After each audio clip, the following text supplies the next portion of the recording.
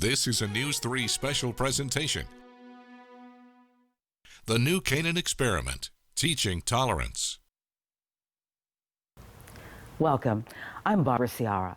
Nearly 50 years ago, this television station, then called WTAR, produced a documentary featuring educators from the historically black Norfolk State College, along with their counterparts in the mostly white community of New Canaan, Connecticut. They were ordinary people who aimed to make positive change toward racial understanding during a national climate of racial tension and division. For student teachers from the South, the idea of interning and living in a predominantly white community of Connecticut was a bit of a culture shock. It was also an education for the predominantly white society of New Canaan to see blacks through the lens of professionals and equals. It was called the New Canaan Experiment. The test tube was the classroom. During this next hour, we look back at the people and the project and examine the outcome of their aspirational goal of teaching tolerance.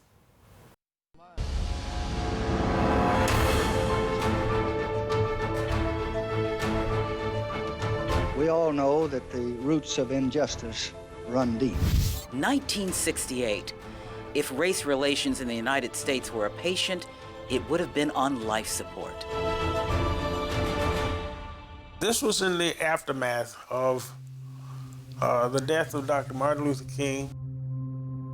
It was a horrific experience for the nation to lose such a leader. Keep in mind, in the context of those days, the racial tension was very, very high.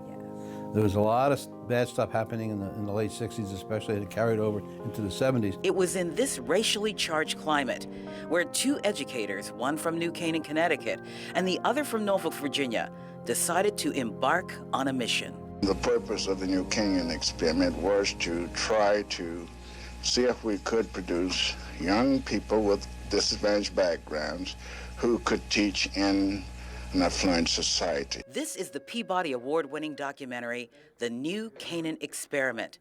Does that star-spangled banner yet wave over the land of the free and the home of the brave? It should mean something to you. WTAR chronicled one of the first classes of Norfolk State teachers in the project. It began in 1969 and was viewed as a groundbreaking social experiment. Dr. Sidney Boose is the founder, along with Hal Kinney, of the New Canaan Experiment. I had a dream some years ago that we could produce teachers that could cross cultural lines. The two educators would meet annually at conferences and decided together to make something happen.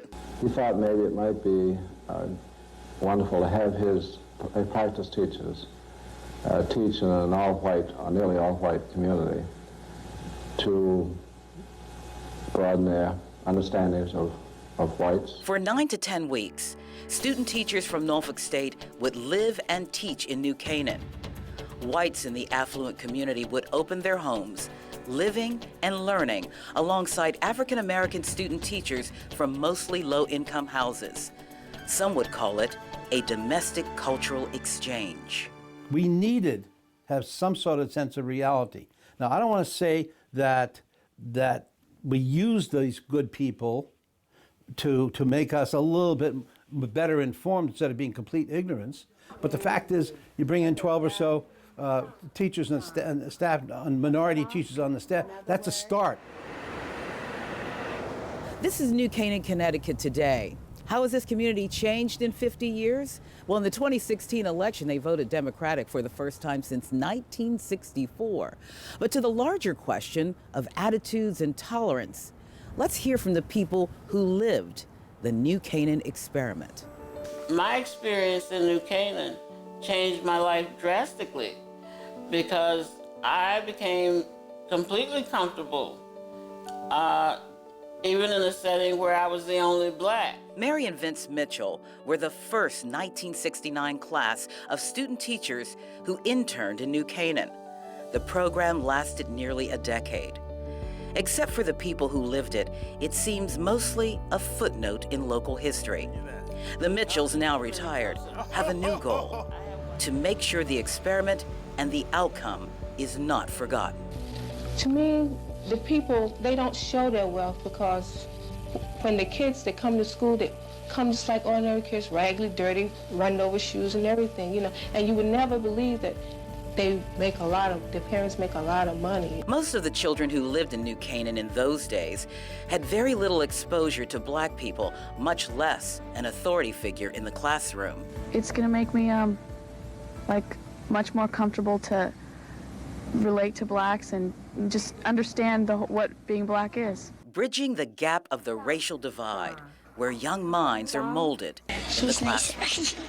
In most cases, students will feel, when they have a discussion, especially when the fact of, like black slavery and things like that in a history class, they feel more open to talk about it, it's not like they're talking about somebody who's black behind their back, and I don't know, it just feels, they just feel a lot more open about talking about slavery and things like that. More open, exactly what the framers of the experiment were hoping for. And I think some of the people who were feeling that something needed to be done to bring about a change wanted a program such as ours that could bring about some healing in the nation. This was 1969, and students and teachers and host families had few, if any, relationships with another race on such an intimate level. Doug Sutton wanted to defy the stereotypes. It allows the students from this type of background to see a black person, I would assume, in somewhat of a responsible position.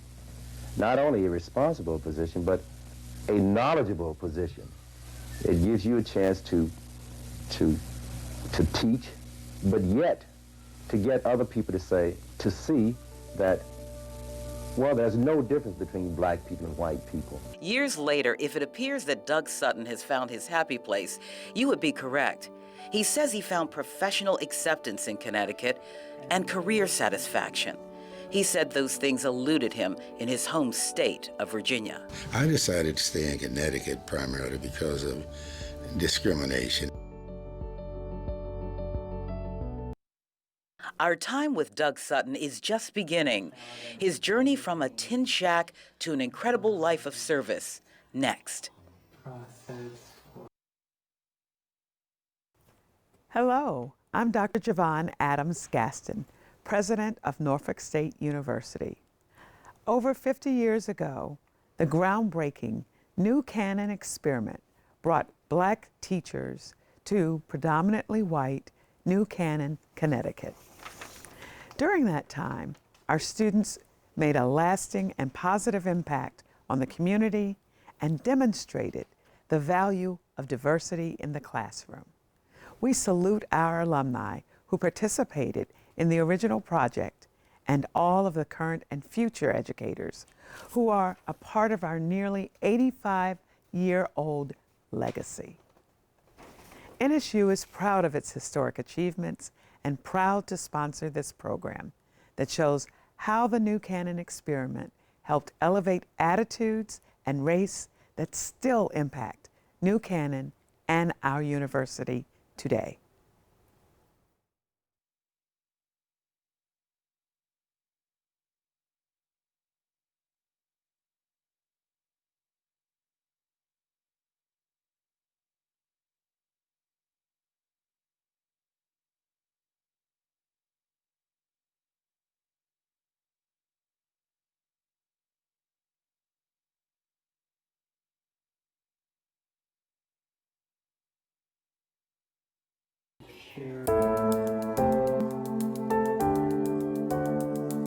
Somehow, because they haven't been out into the outside world, there's a tendency to think that somehow you're being cheated. Doug Sutton, student teacher.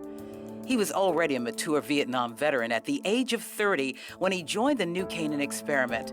Like most military personnel, he was clear about the mission. It allows the students from this type of background to see a black person, I would assume, in somewhat of a responsible position.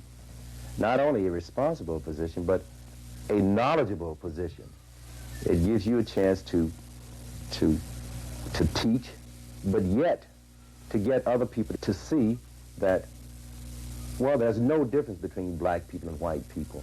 It's simply a matter of a person and that person's personality and how he gets across or how he gets along with other people. Decades after his first interview with us, we found Doug researching the history he lived at the New Canaan Historical Society. I think this is my group right here. Oh. August 27, 1970. And therefore, these are the people who came with me. His personal recall of the times, nearly 50 years ago, is crystal clear. Well, at the time, there obviously was a lot of discrimination. You rode on the back of the bus. Your theaters, your movie houses were not the same. Your restaurants were not the same. You had to go places that you had to find places to go. The Green Book experience. Race wasn't the only difference. The student teachers came from either humble means or middle class, while the host families and students were wealthy and lived in magnificent homes. Listen to these words and listen to the vowel and tell me what the vowel is and whether or not the sound is long or short.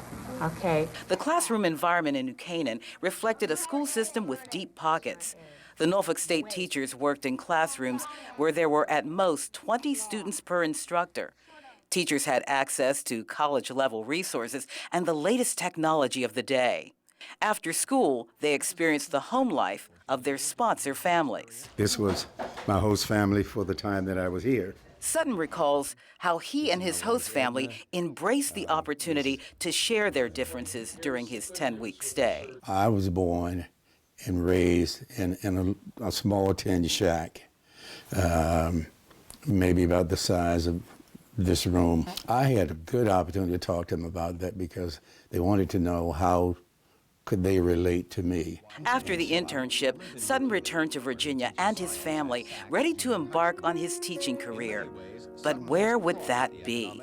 At the end of the day, he decided Connecticut was the best option for his teaching career in science. And then I began to think about my kids, and I had one child, but my wife and I talked about having more, and I did not want my children to go through what I had been through. I did not want that at all. Doug recalls the racial climate in the Virginia school where he worked for a short time.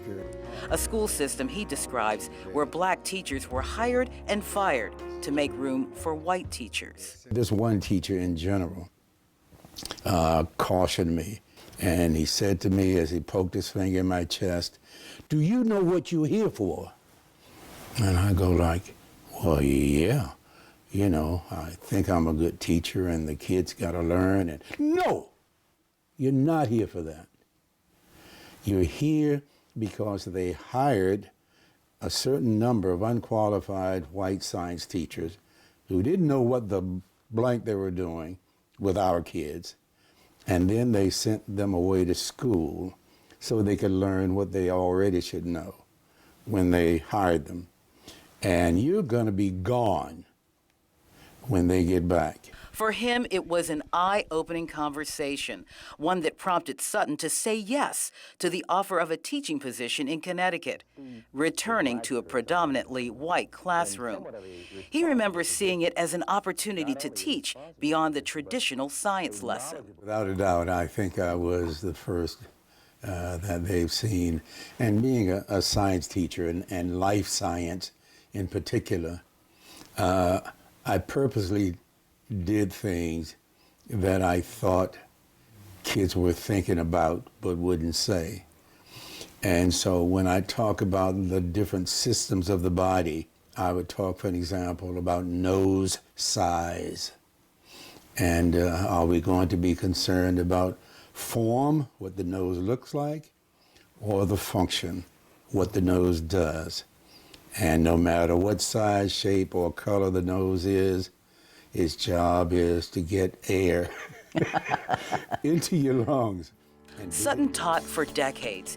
He believes teaching science blended with racial awareness made a difference, especially if you consider the Connecticut 1960 census. It revealed very few areas of racial diversity. Doug thought if he didn't approach the subject of racial tolerance, Who would? We talked about lips, skin color. When we looked at things in the microscope, I would compare my hair with their hair. And I did that on purpose because in my mind, that was probably, as we say today, the elephant in the room. Right. And I wanted to just normalize that conversation. Sutton and his wife made a new life in New Canaan and raised their children here. Doug's collection of photos reveal a full, active career over the years that extended well beyond the classroom. Well, by that time we had 3 kids, and so we didn't have the room, so I had to move someplace. So we moved to Norfolk. And so I decided I was going to run for office in Norfolk. Doug won the at-large seat on the Norwalk City Council and held it for 10 years. He describes a politically friendly, bipartisan climate. And so we'd go out to campaign for each other, you know, Republicans for Democrats, Democrats for Republicans. And a few of them got elected in different towns. Now 80 years old, Sutton is mostly retired from education, politics, and a long list of civic associations. His children, all grown, achieved their own academic success. One son teaches at Dartmouth. I think that now that we've had this experience, I think we can fit in pretty much anywhere, pretty much do anything. I often say to my own children, although your experiences are not the same as mine, and I hope they never be, but I caution them to always be vigilant.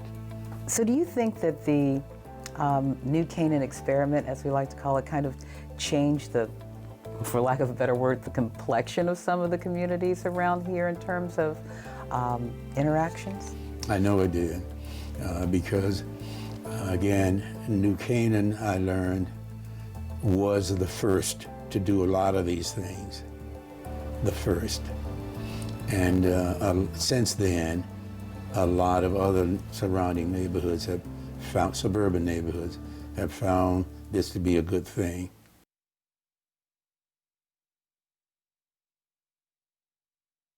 The New Canaan Experiment wouldn't work without host families, the lasting impact of those relations. Straight ahead.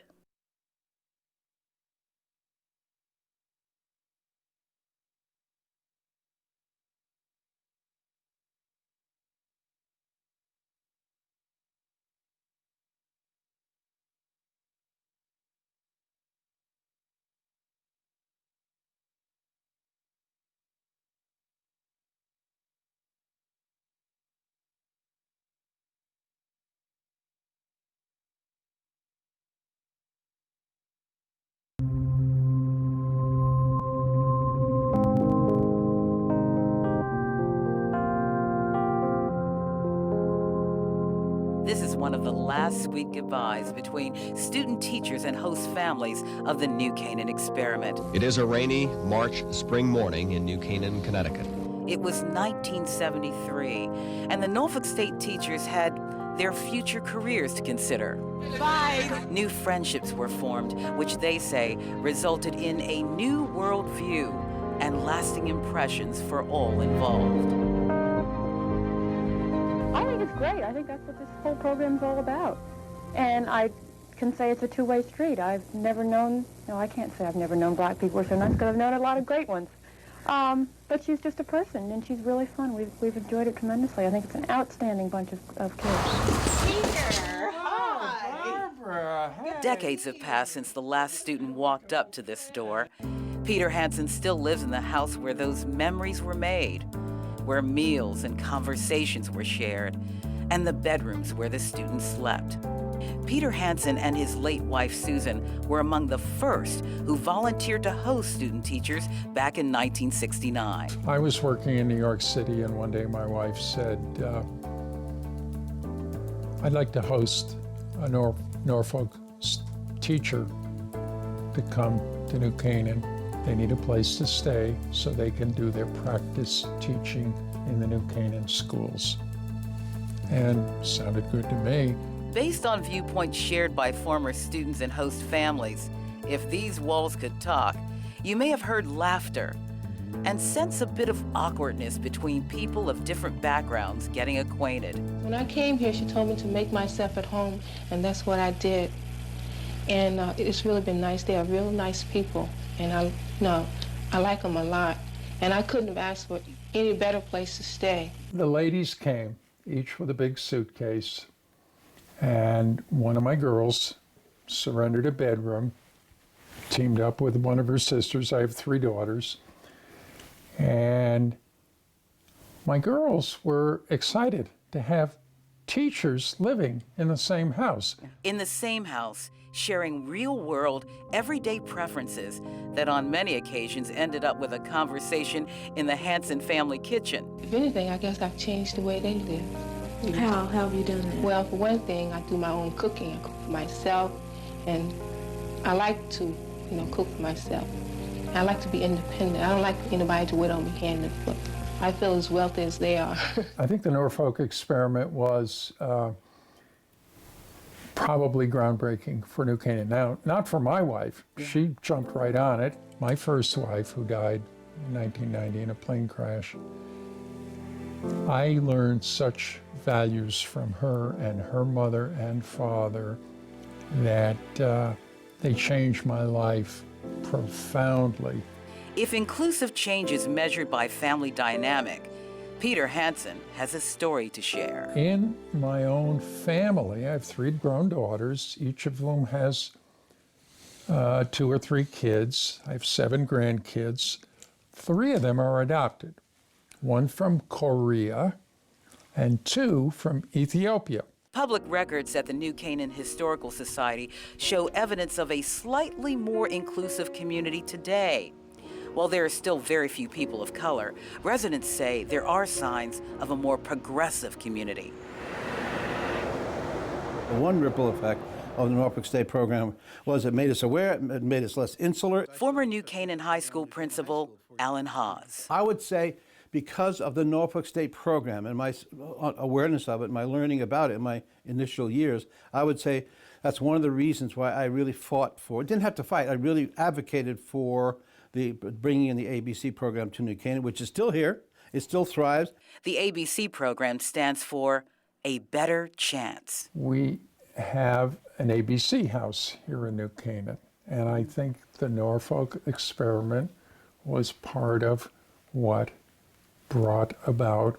New Canaan was one of the first towns to have an ABC house. That's bringing kids out of New York City who were not going to get a private school education. They're not going to get a private school education in New Canaan, but they're going to get a top-notch public school education here in New Canaan. If there is a verbal report card on the accomplishments of the New Canaan community with respect to inclusiveness, Alan Haas, who is now president of Education Futures, which prepares students for higher learning, offers this.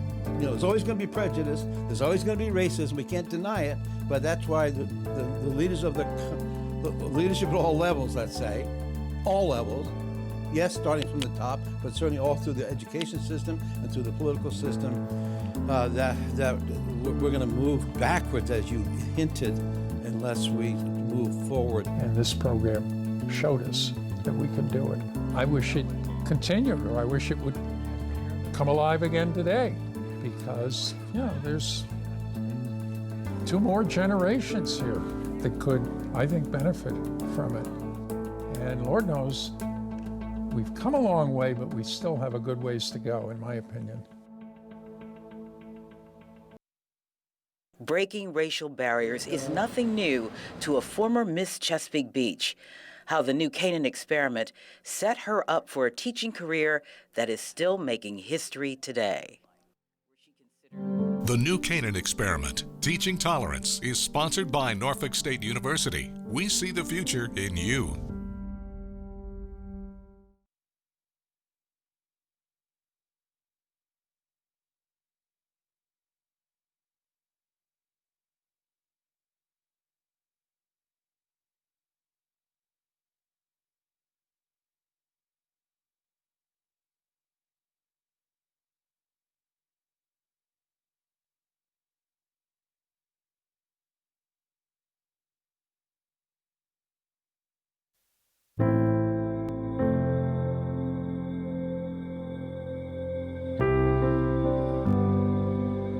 Tracy Barns Bass, New Canaan Experiment, class of 1975. I love you, but you gotta take all this gorgeous hair and just put it around. Let's get together. More than 4 decades later, she is still teaching. 44 altogether. Well, good morning, everybody. In nearby Stamford, Connecticut. It's not because I just happen to be African American.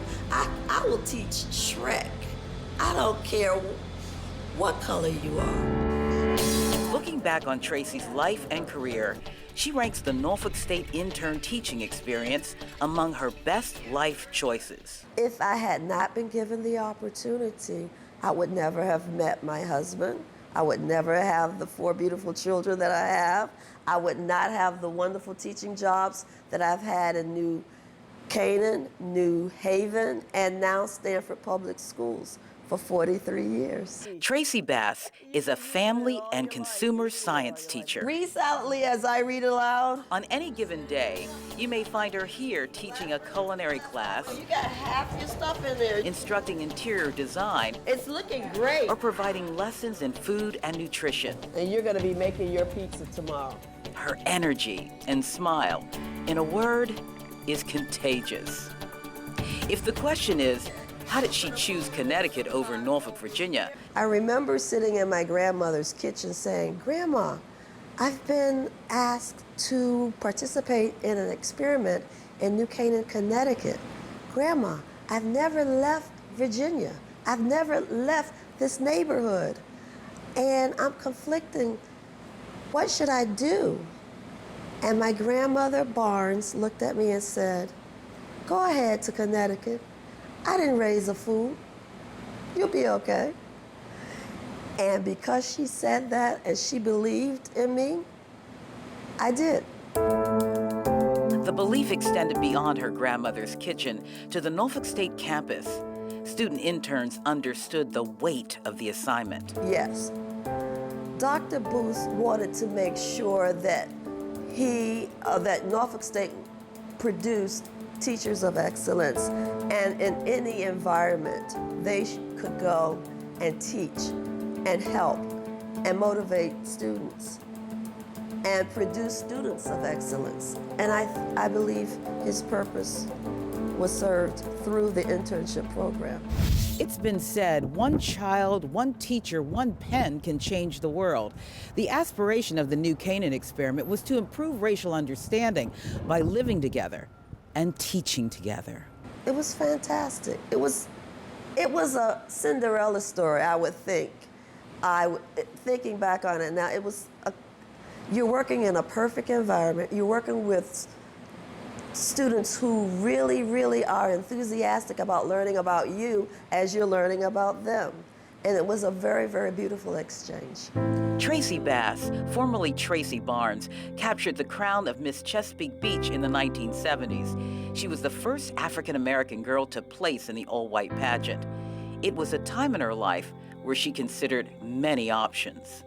New Haven Public Schools came to Norfolk State and interviewed a lot of the students on campus. I was interviewed by New Haven Public School System, the superintendent there, as a matter of fact. And he said, when you go to New Canaan, look me up. So he gave me his business card. I came to New Canaan, I fell in love with the area, I fell in love with the people, and I stayed. Over the years, Mrs. Bass accepted new teaching assignments in her new state, New Canaan, New Haven, and now Stamford. Each community evolved, presenting slightly more diverse mixes of students. In addition, this transplant from Virginia feels right at home. I'm a part of the community. I've always wanted to do that, and I'm doing just what I always wanted to do. Help kids, help people, regardless of the color of their skin. Tracy Bass, now teaching in her 43rd year, says she is on her 4th generation of students. Look around the room. She says it's not unusual to discover she's taught some of her students' mothers, fathers, aunts, and uncles. I remember telling a student of mine, you know, when I had your father in my classroom, that little thing that you did over there, it didn't work for him then, so I advise you not to do that. okay? You're a good kid. We're not going to have you do that. And he would laugh. Today you'll find Tracy teaching in a slightly more diverse community, a stone's throw from New Canaan, the nearby town of Stamford. The founders of the New Canaan Experiment believed it was a necessity for students to see different races in leadership positions in education. The current number of teachers of color in the area would suggest the goal is still a work in progress. The town has become, in my mind, and I think some data would substantiate this, more liberal, more encompassing, and the Norfolk Experiment was an important part of this. I think it showed people who weren't part of the program that it could be done. In Peter's opinion, the barriers, the thing that stands in the way of more diversity in New Canaan, is more about economics. It's an expensive place to live. So this is not ever going to be or not in my lifetime, or maybe my kids, a melting pot here in New Canaan, but by gosh, we can embrace inclusiveness in other ways. The New Canaan Experiment also includes a love story, how romance bloomed for two future teachers and life partners.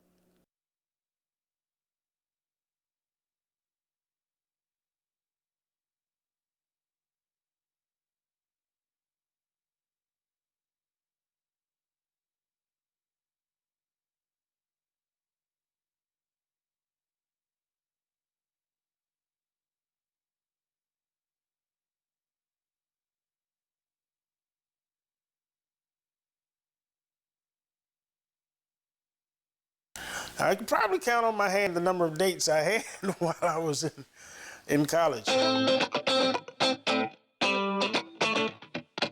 Vince and Mary Mitchell have a different kind of story to tell about the New Canaan Experiment.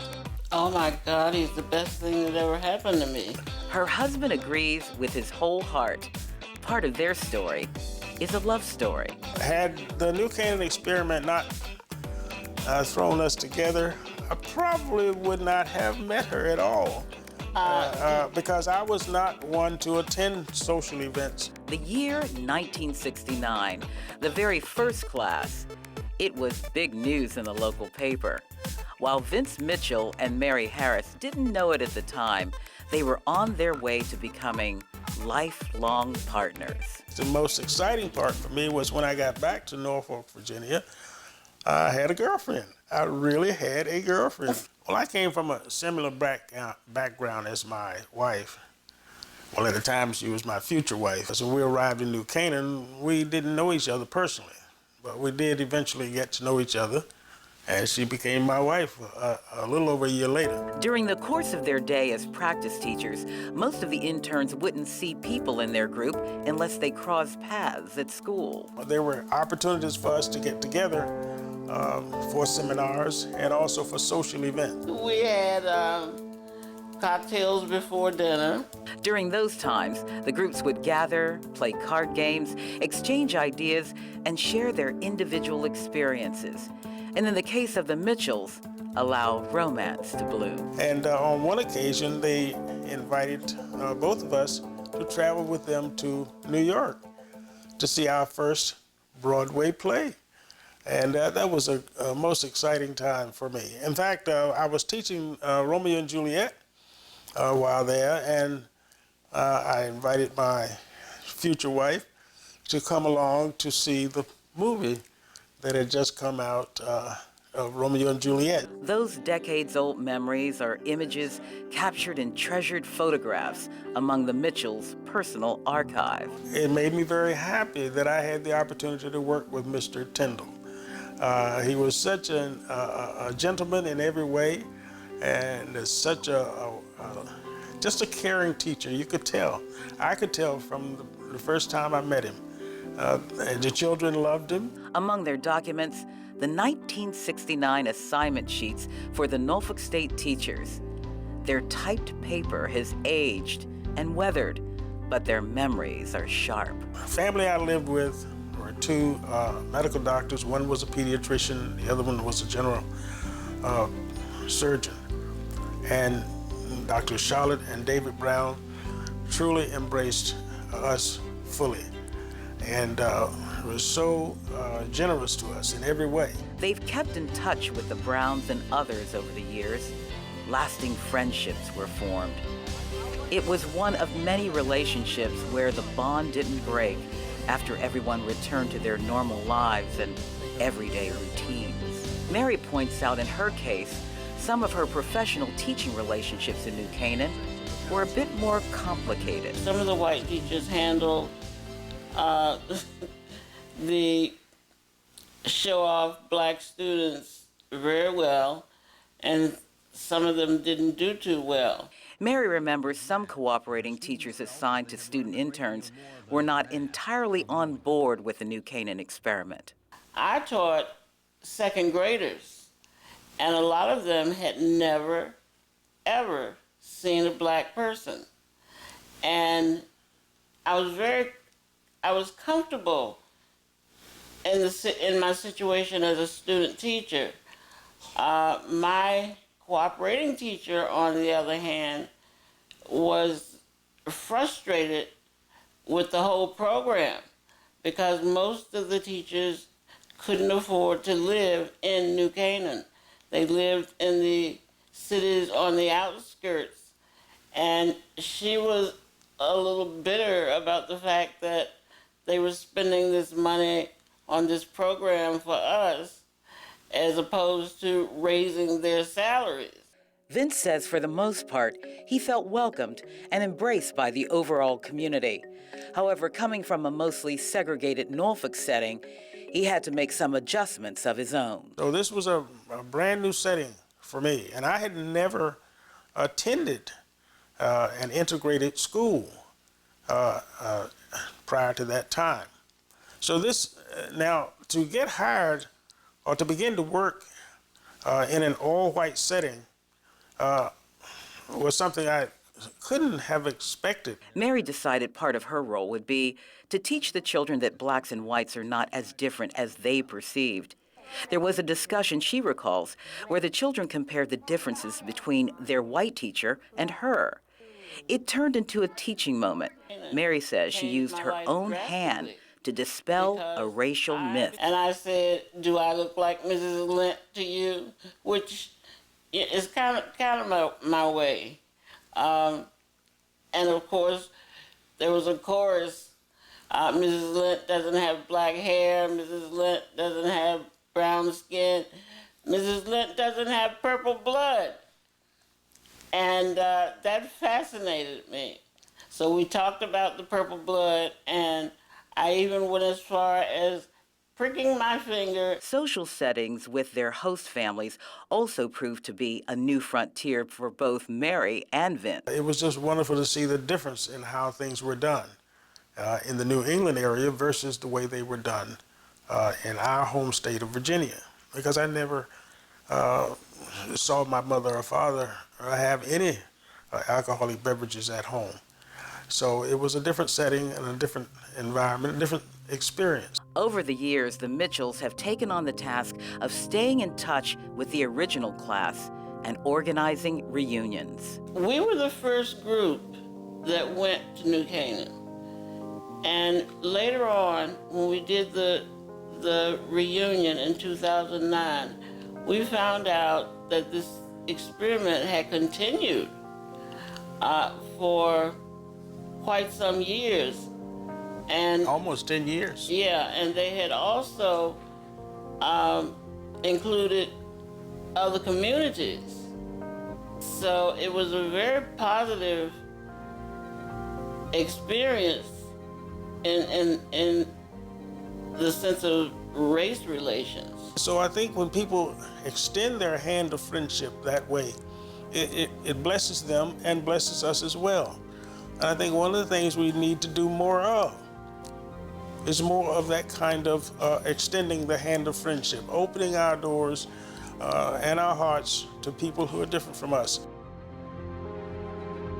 The New Canaan Experiment, Teaching Tolerance, is sponsored by Norfolk State University. We see the future in you.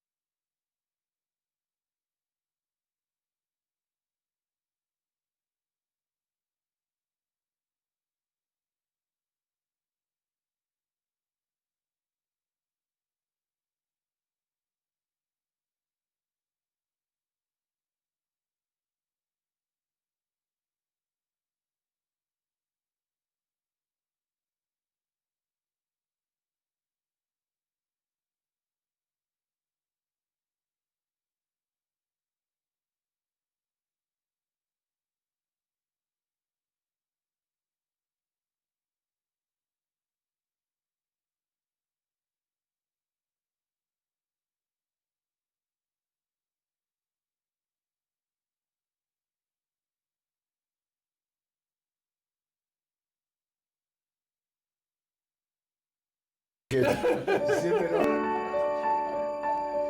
impromptu reunion brought Doug Sutton, Kathy Mitchell, and Alan Haas into Peter Hanson's New Canaan home.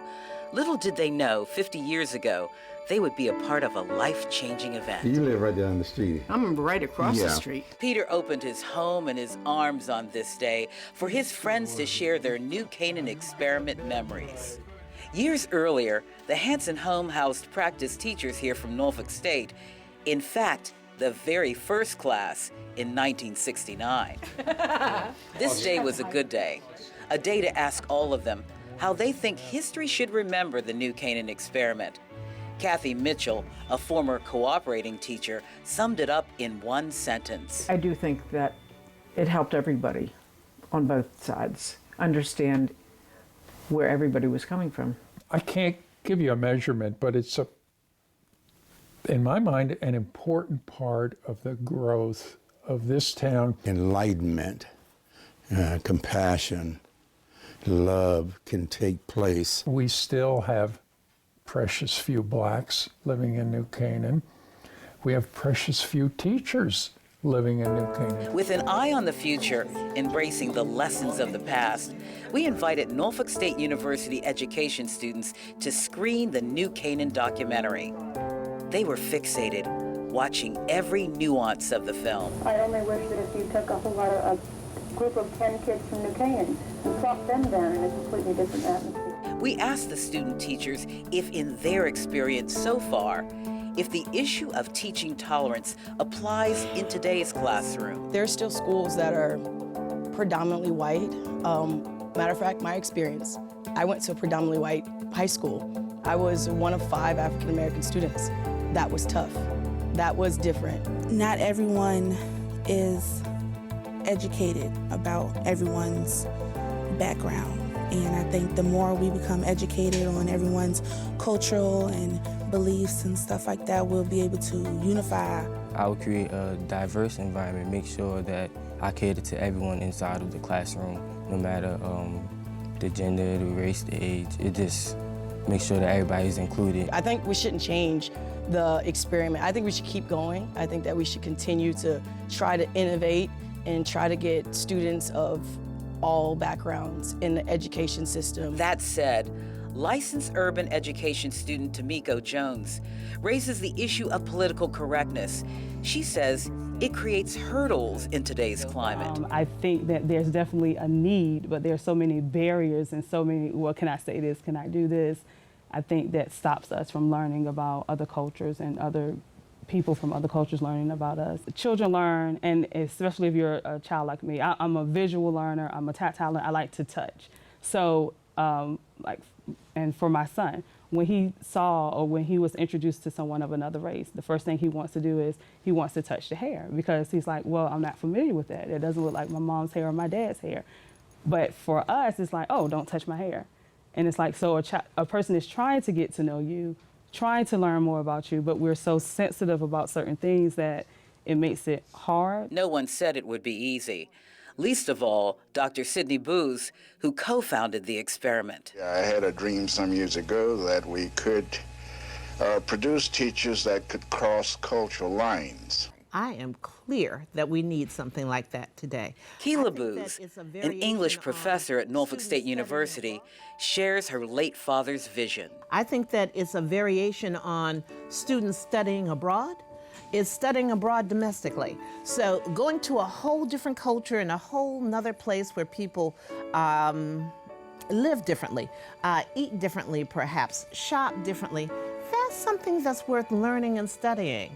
And investing oneself in so one can navigate in a variety of situations. I am so very proud of my father for having launched this program and having kept it going all these years. I'm so proud of those former students who are now teachers, professors, principals who graduated from those programs and have gone on to shine that light. And I am proud that his focus on excellence in education and excellence in life is being continued on through them. The cooperative program ended in spring of 1977. And now this footnote. If the definition of an experiment is to discover something, these educators, both past and present, agree the lessons they teach in tolerance have no limits as long as there's curiosity and diversity. The goal, they say, is to shape young minds in the most accurate way possible. I'm Barbara Ciara.